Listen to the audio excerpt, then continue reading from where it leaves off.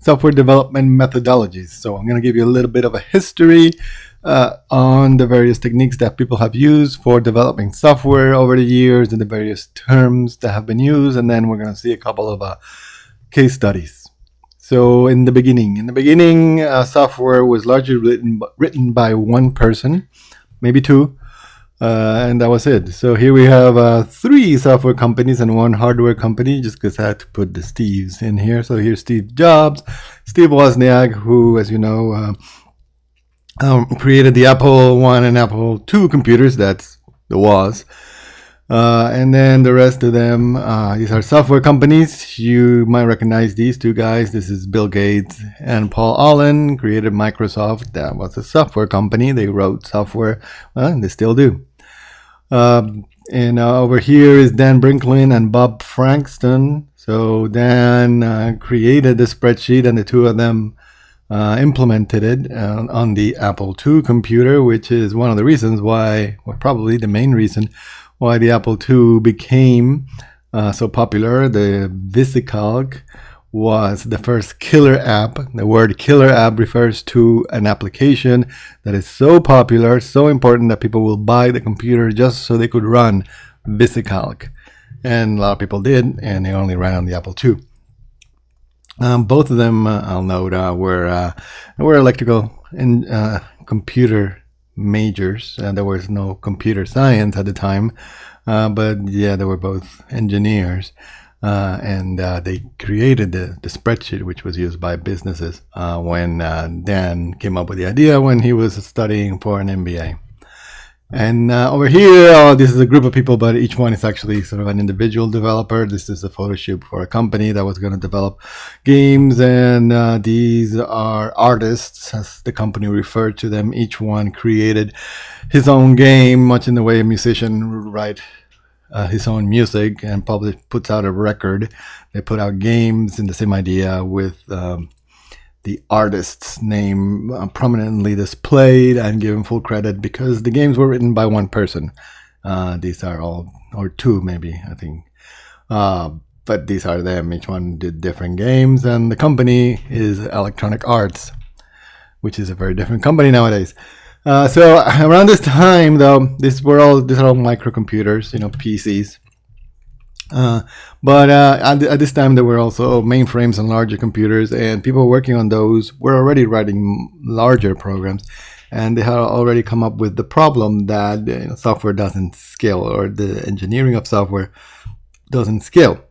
The Brooks published this book, The Mythical Man Month, showing some data that this is, to back up this claim. So if you don't know, a man month is the idea that, if you have a job that takes one person, say 12 months to do, then you can do the same job with 12 people in 1 month. And that's true for a lot of construction jobs, or painting or cleaning a house, that kind of stuff. But it's not true for software, right? And it's not true for a lot of things, actually, but specifically for software, Brooks pointed out that actually adding people to a project slows it down, because when you add new people to a project, the people who are already working on the project now have to explain to the new people what the software does and how they're going to make stuff, so everything grinds to a halt for a while. And even after that, it doesn't really pick up speed so much. So, he was one of the first ones to point out that maybe writing software is not the same as construction. Nonetheless, some of the first methodologies that were used was based on the Waterfall Model, and this comes from civil engineers. So they have been doing this for 6,000 years, since the pyramids, and it's a very straightforward process, right? You gather requirements. Say, okay, we're going to need a pyramid. This is how big. You design it. You draw your little pyramid in a piece of paper. Then you implement it. And you get everybody together and start building the thing. You verify it, make sure it works. And then you move into maintenance mode, keeping up the pyramid. And that works very well for them, for construction work. Right, so it works very well because, in construction, implementation is very hard, right? And once you start building a pyramid, you can't move it, right? It's very expensive to move a pyramid. So you want to make sure that you get your whole design and your whole requirements correctly before you ever start construction. And this is, again, true for construction jobs of all kind. Not so much true for software, right? So in software, some things are harder to change after the fact, but not everything. Also, the bigger problem, though, is requirements. So if you want a pyramid, that's fairly simple, right? It's a square pyramid or a triangle pyramid, and then how big it is. And it's not that hard, but think of the requirements for a piece of software like, say, Microsoft Excel, which has like 10,000 different functions that do all kinds of different things. And it's very, very detailed, complicated requirements that you're just never going to get right the first time. So things need to evolve in software. You can never get the requirements right. So you have to have some sort of feedback loop, which is the next thing people started talking about. Well, maybe we should do things in the spiral development method where we go around, start some analysis, evaluation, development, planning, and iterate that. So that was a good idea. People tried, variations on this. Software prototyping was a similar idea. Again, you still have this loop in here, which is the similar loop. But you got requirements, put them in and put out certain products. On the software prototyping, you have different types of prototypes that you might build. You might build a horizontal prototype where you just focus on one layer, like just the GUI layer, the user interface. So you just focus on what it looks like, not what it does. And then you might also do like vertical prototypes where you integrate, you write a little bit of the GUI, a little bit of the database, a little bit of the logic, and test all that. Then the rapid application development, you still have this idea of a constant feedback, but added you still go around design, construct, but it added the idea of constant feedback from the users. So you're supposed to be always getting constant feedback from them. One of the problems with this is that it can lead to suboptimal final designs. So if you start with something and people give you feedback on it, you might build one direction, right? You might end up with an application where once you get there, you look at it and you realize, oh, you know what? I see what you want now, and if we should have chosen this other design, which is completely different, right? You build it and then you realize, wow, okay, we built this awesome Android app, but now I realize you really just wanted a website. So it can happen, hopefully not, but that's one of the problems. So then in around 2001, this website was set up. This was the Manifesto for Agile Software Development. This is exactly what it looks like. So you have to admire the sort of religious imagery here. This is the word, and the word is agile, and these are the followers of the word. So what they said is it all makes sense. It's all good stuff. They said individuals and interactions take precedence over process and tools. So we're gonna care about the people, our users. Working software over comprehensive documentation. This was a problem there in the 90s with some of the bigger companies focusing a lot on documentation and developers spending a lot of time writing documentation, which by the time they wrote it, it was wrong because the software had changed. Things were changing faster. Customer collaboration over contract negotiation. Again, bigger companies would send negotiators over to set up contracts. But a contract is not a requirements document, right? A contract is really all about making sure you don't get taken advantage of, right? And figuring out exactly how much money you're going to get paid, which has nothing to do at all with figuring out exactly what the customer wants. So they say, like, we don't need those contracts. Well, maybe we do need them, but we also need to collaborate with the customer and talk directly to the customer. And then responding to change over following a plan. Again, 2001, things were changing faster already. So a lot of change was happening. And by the time, you started programming, the requirements were probably different. So things had changed. So you have to constantly change what you need to write, to code up.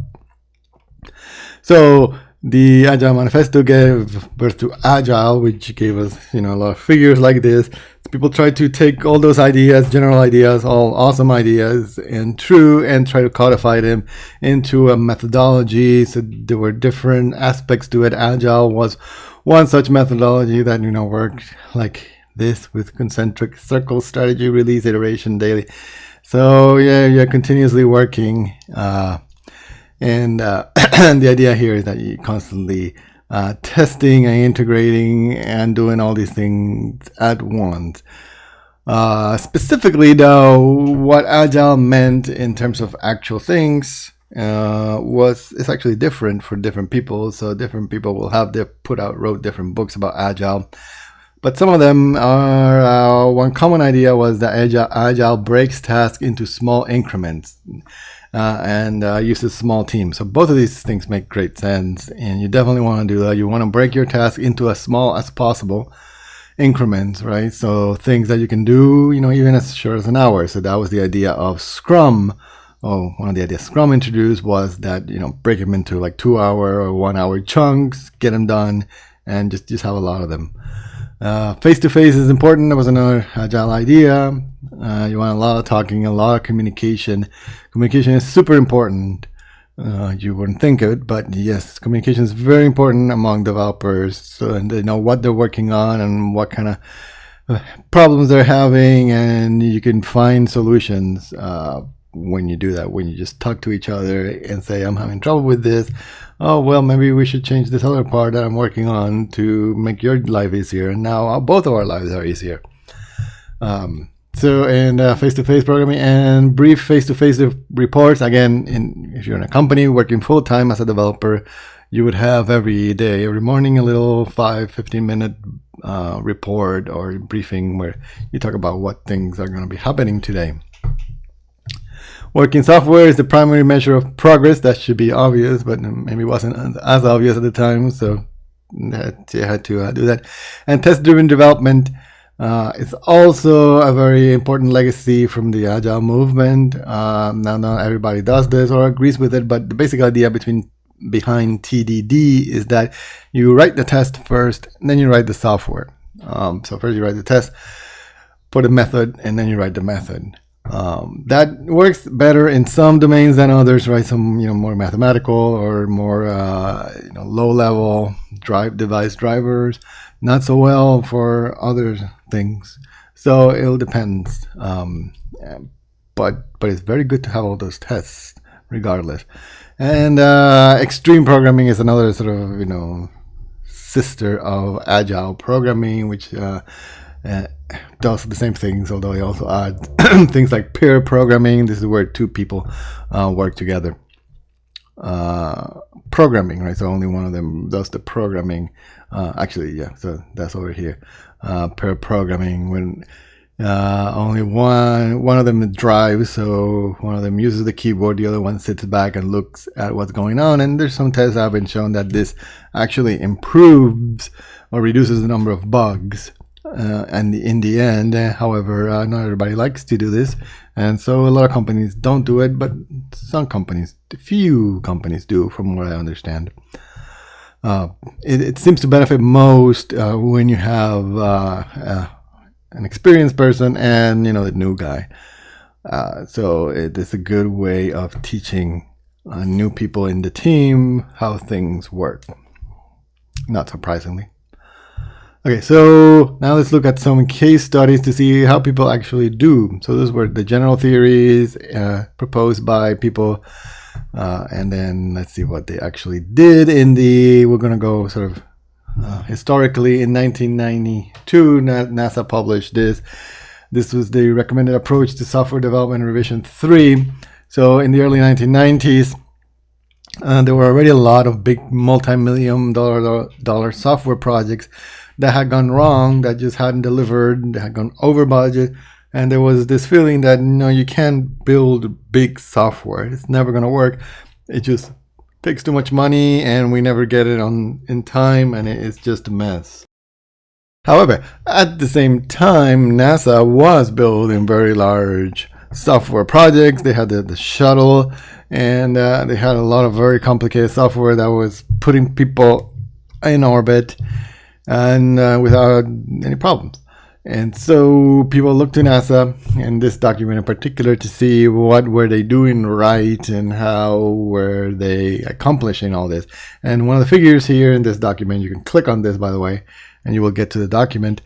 One of the figures is this one, which looks a lot like the waterfall model. So some people are just like, oh yeah, totally, they're totally using waterfall.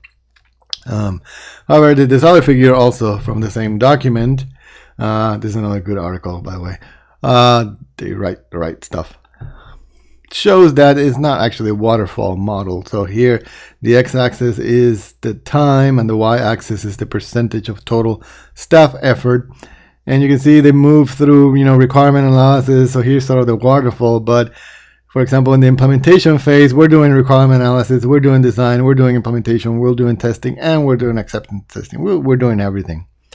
So they were doing something much more like the cycle where you go around, and they had feedback loops going here. So the testings broke. So if things in the test broke, obviously the people were told here in the implementation, and if they figured, the developers here figured that this was, a bigger problem, that maybe we have to redo the design, and so that gets fed back. So you have feedback loops here, people talking back this way. It turns out really probably the reason NASA software was so good is because the area here is huge, and basically they just did a lot of testing, and they still do. So NASA is like crazy about testing. They'll test it a lot. So keep that in mind if you don't want to kill somebody with your software. Test it a lot. So in 1997, this was at the sort of when Microsoft was the software company, the biggest software company, the biggest company in the world. They wrote this article here in the ACM. You can click on this picture and it will take you to the article. You can read it if you want, where they talk about how Microsoft builds software. So the way they did that is they have various phases. So I show here you have a planning phase first, where they have the vision statement of what it is that we want to build.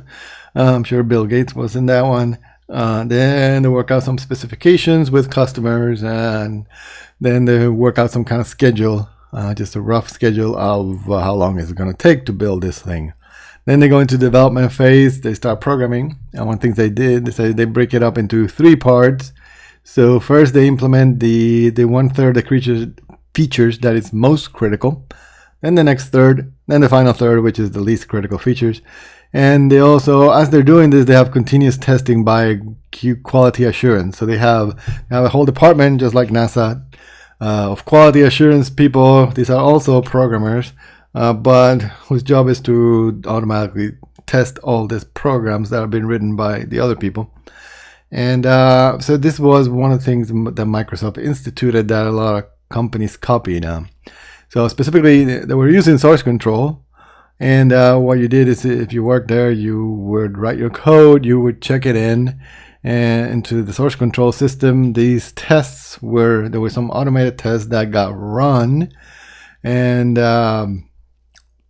if your code didn't break anything, so there were no bugs according to the test, awesome. But if there was a problem, then you had to fix it. And so the culture was that you didn't go home that day until you fixed that code and checked it in again. So one of the reasons Microsoft said they did this continuous testing was because they wanted something that was always ready to ship, right?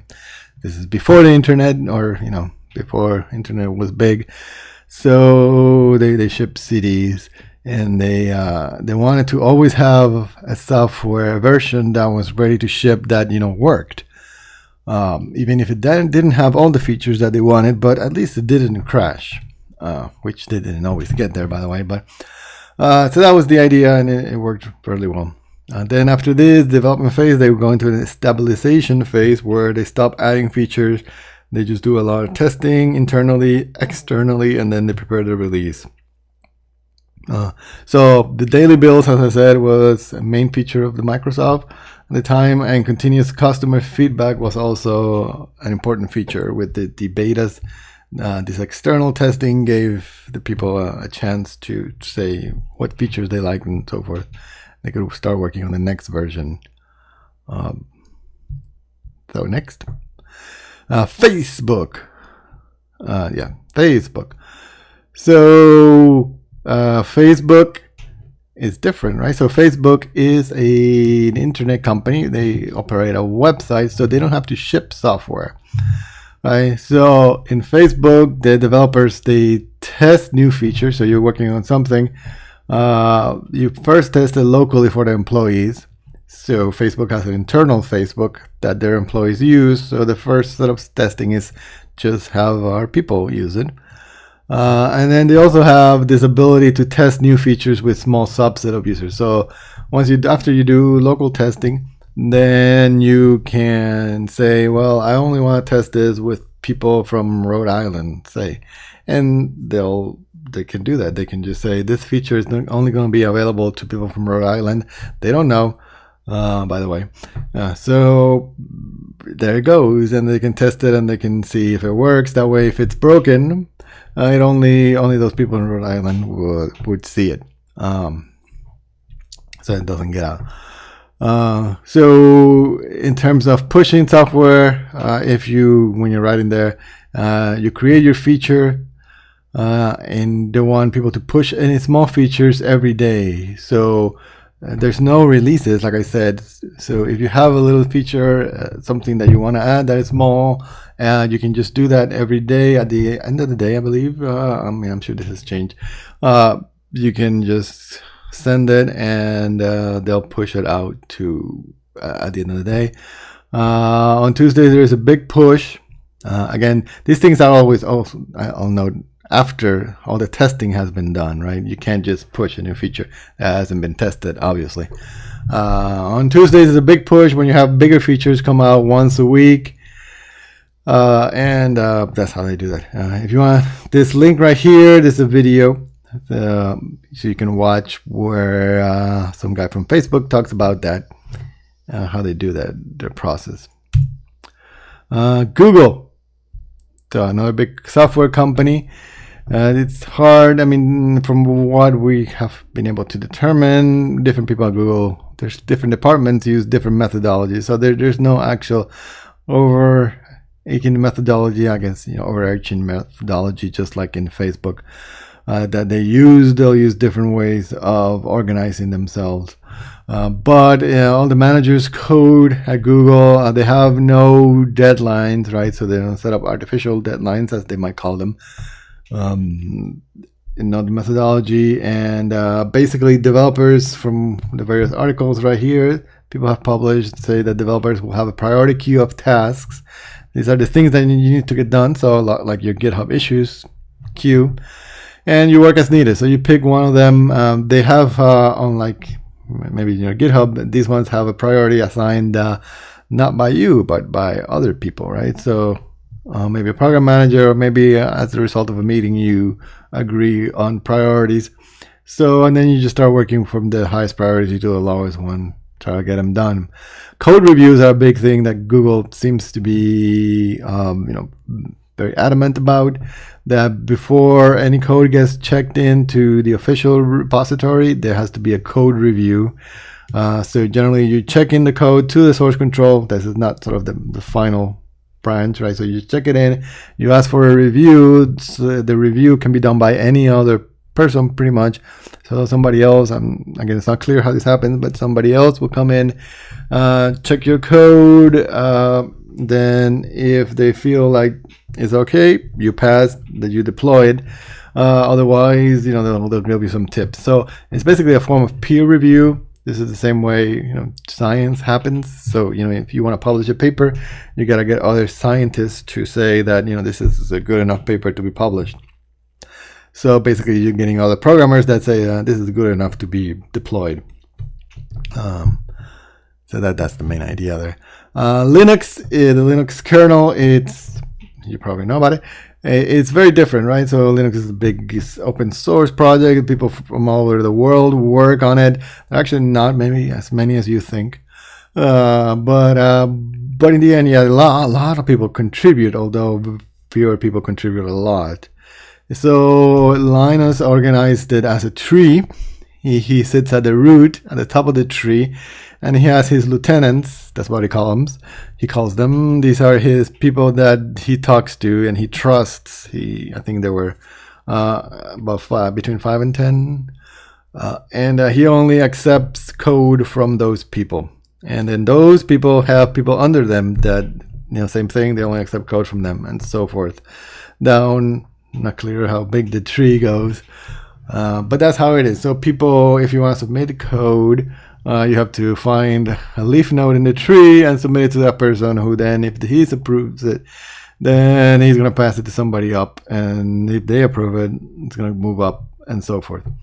In terms of getting things published, the Linux kernel does have to have a release, just like old-fashioned CD software. So at some point, Linux says we're going to start a merge window.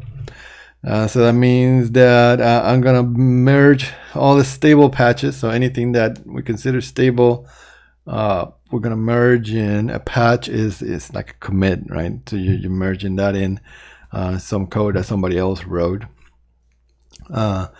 In about 2 weeks, so that's, he publishes that merge window. Everybody is like, okay, time to send stuff in. So we got 2 weeks. After the 2 weeks is done, then he closes it, no more. He compiles everything in that branch and releases an RC1, release candidate 1.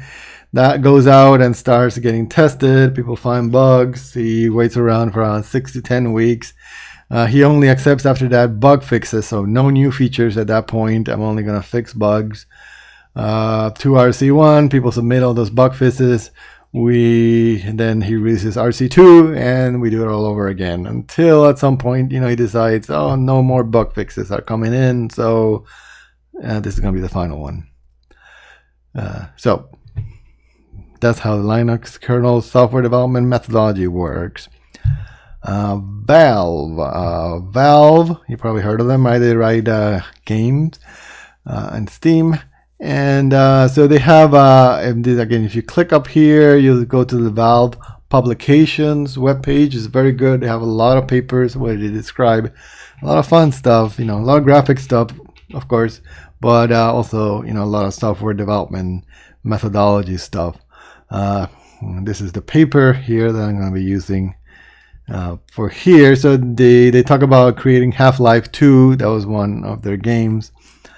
The rough methodology they lay out in this paper, talking about HalfLife II, is that they start out with a design or a play idea, something that they can implement in 2 weeks. Right. So this is just an idea, sort of how the mechanics are going to work, right? Or what is the new thing about this game? So a simple proof of concept, and then they play test it. Right. So here's an example of the kind of play testing. There's it's hard to see. There's this guy here in the background here in the back. He is in front of the computer playing. So this is the player. And then there's this bigger screen here, and these are all the developers here looking at the bigger screen, which is just a copy of what the guy is playing. So they're looking at him play the game. He's right there, so they can ask questions and they can listen to him complain and etc. They do a lot of this play testing because it turns out it's very, to figure out how you're going to write a game, you need to test it on real players. It really doesn't work just to test it on yourself mostly, because you wrote it and you know how it works. So then the first thing they do once they get to an idea that they think is going to work is they establish some initial constraints in the setting, in the art, and the design, right? So kind of like a movie, you have to decide where it's going to be, what kind of art we're going to using, what kind of design we're going to using. Then we decide on sort of more the programming side, who are the NPCs, the non-player characters that we're going to have, because that's a big hassle to program. So we have to figure out who those are going to be, what are the mechanics in the game, right? Jumping, swinging, throwing knives, what kind of weapons. You're going to have laser guns or gravity guns, etc. Then talk about the chapter progression, figure out what the story is going to be, and finally work on also the maps, right? for the whole game, what the whole thing is going to look like. So you establish all these together. One of the things they try to do a lot is reuse game elements. So because this is good as a programmer, right? So once you write this little, NPC or this animation thing, you want to try to reuse it a lot, maybe in different scenarios. That just obviously saves you a lot of coding because you don't have to do it again. But also it actually helps, they say, with the game to have some of the same things over and over again, but slightly different. One of the interesting features is that they have these strike teams they talk about that look at issues that affect multiple subgroups. So because they separate things, between sort of the art and the people working on the NPCs and people working on the mechanics, so sometimes they have issues that cut across the various development groups, and the strike teams are set there to deal with that. They have the Overwatch cabal. This is basically like, I guess, the producer in a movie, or maybe the director, I'm not sure. But yeah, somebody who watches over the whole thing and makes sure that the artistic vision is clear and maintained. Then at some point they have an alpha release, and then the alpha release gets released, and a lot of testing is done internally, make sure that everything works. They don't add any features and only fix problems. So much like Microsoft, right? Everybody does this. You stop adding features and you focus on just fixing any remaining bugs, starting with any showstopper bugs, meaning actual crashes. Okay. So here's another one, GitHub, how GitHub uses GitHub to build GitHub. Again, you can use it, check it out at these URLs. You can click on those and see the original presentations and papers. You can actually click on this video and watch him give the talk, which you should do. So GitHub, again, doesn't have a lot of process. They have no meetings. It's a bit of a distributed company across the world. The master branch is always deployable. So again, because it's a web site, you don't have to stop. So they just deploy constantly. New features get pushed to live all the time on the master branch. So anything that you put on the master branch should work and should be able to be deployed, because it will be, and if it's not, you're gonna be in trouble, I suppose. And the way it works is, if you want to add a new feature, you just branch off the master, you create a new feature branch, and you make your changes on that feature branch, and you issue a pull request. This is the standard workflow that I recommend in a different video that you use for this class. So it's called the feature branch workflow.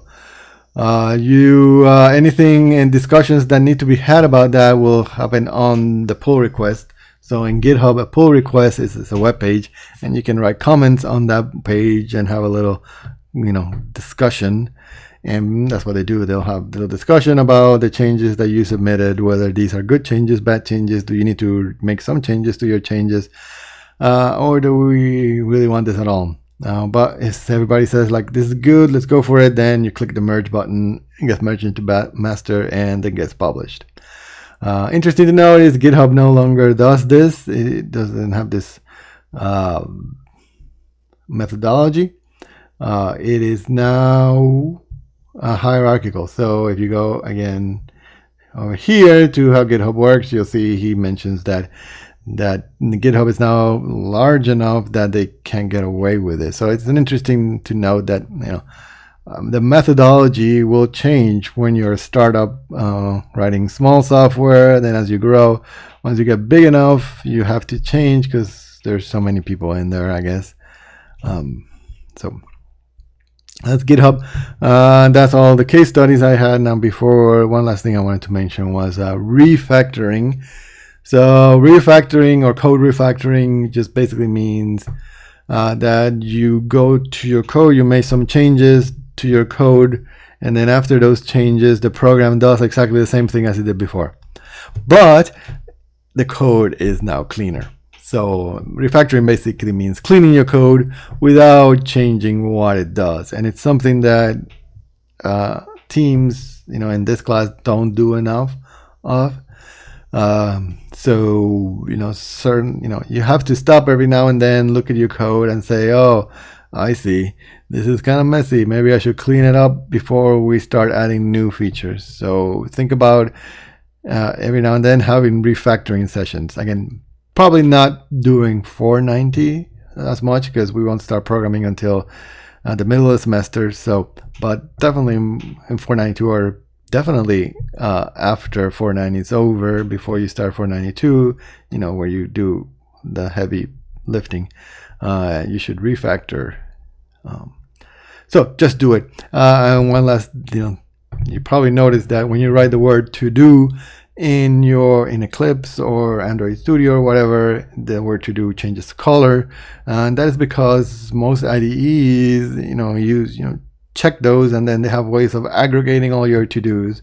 So adding to-dos when you're coding and you're doing something that you shouldn't be doing, that needs to be cleaned up, but you just need to do it because you just got to get this feature working and you're not sure if you're going to be able to get it working anyway. Write a little to-do there. To-do, remind yourself to refactor this. So you do a little use to-dos through your code, and then the IDE will keep those around, and then you can later on go back through them and find all those comments and fix whatever needs to be fixed. So just a little tip.